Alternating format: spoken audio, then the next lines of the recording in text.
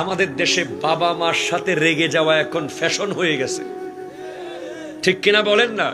বাবা মা একটু বয়স্ক হলেই আমরা রেগে মেগে বলি, এই আপনি কি জানেন, আপনি কি বুঝেন, আপনি বুড়া মানুষ, আপনি চুপ থাকেন। খবরদার, অসম্ভব, খবরদার। রিসেন্টলি আমি এই কথাগুলো দুই এক জায়গায় বলেছি। কোরআন বলেছে ফালা তাকুল লাহুমা উফ, তোমরা বাবা মাকে উফ শব্দ বলিও না। উফ কি বলিও না? আরো জোরে বলেন, কি বলিও না? উফ। উফ আমরা কখন বলি? যখন আমরা নিজের অজান্তে কাটা ফুটি, নিজের অজান্তে ব্যথা পাই।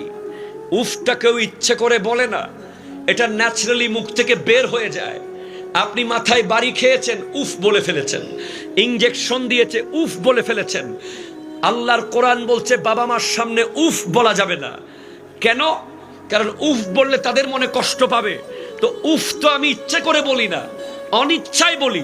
তার মানে অনিচ্ছায় যেটা বের হয় মুখ দিয়ে, ওটা যেখানে কন্ট্রোল করতে হবে, সেখানে ইচ্ছে করে এই তুমি কি জানো, তুমি কি বুঝো, এত ক্যাটক্যাট করো কেন, এত ব্যাট ব্যাট করো কেন, এসব কথা বলা হারাম, হারাম, হারাম। ঠিক কিনা কথা বলে? বাপ মার ব্যাপার আসলে কয় আমার বাবা কি দিয়ে গেছে, আমার বাবা এক করা জমিও দিয়ে যায় নাই, আমার বাবা এই দিয়ে যায় নাই, আমার বাবা ওই করে যায় নাই। এটা বলে বলে কমপ্লেন করে। তারা বদবক্ত, তারা কুলঙ্গার, তাদের কোনো দোয়া কবুল হবে না। ঠিক কিনা কথা জোরে বলে? আল্লাহর শুকরিয়া আদায় করতে হবে, সাথে সাথে বাবা মার শুকরিয়া আদায় করতে হবে কি হবে না? আরো জোরে বলেন, হবে কি হবে না? হবে, অবশ্যই শুকরিয়া আদায় করতে হবে। আপনি উসুলুস শাসি পড়েন, আপনি পেয়ে যাবেন একটা অধ্যায় আছে দালালাতুন নাস। ওই অধ্যায়ের মধ্যে এই ঘটনাগুলো আছে, এই কথাগুলো আছে। ফালা তাকুল লাহুমা উফ থেকে অনেকগুলো মাসলা বের হয়েছে। তার মধ্যে আরেকটা মাসলা হচ্ছে বাবা মার কাছ থেকে খেদমত নেওয়া হারাম।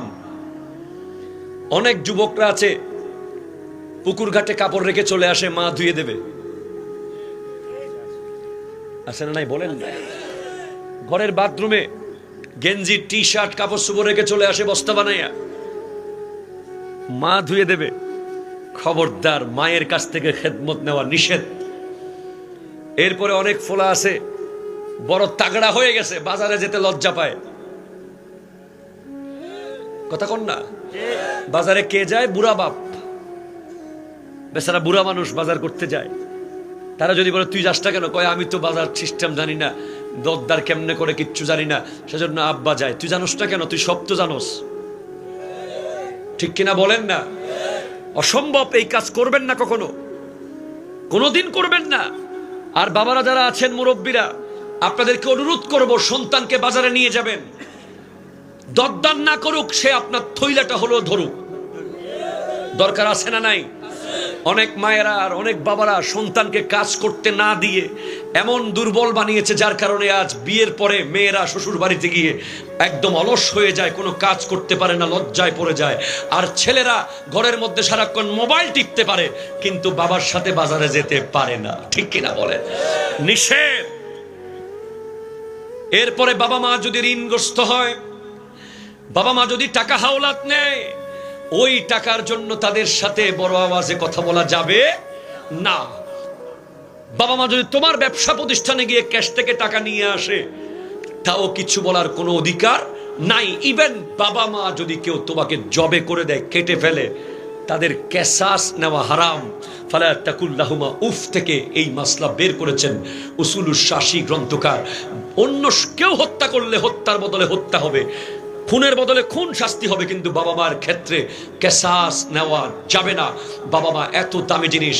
আজকের দিনে অনেক যুবকরা দেখা যায় বাবা মা থেকে এমন ভাবে দূরে চলে গেছে, যারা বাবা মা থেকে দূরে, তারা আল্লাহ রসুল থেকে দূরে। ঠিক কিনা কথা বলেন?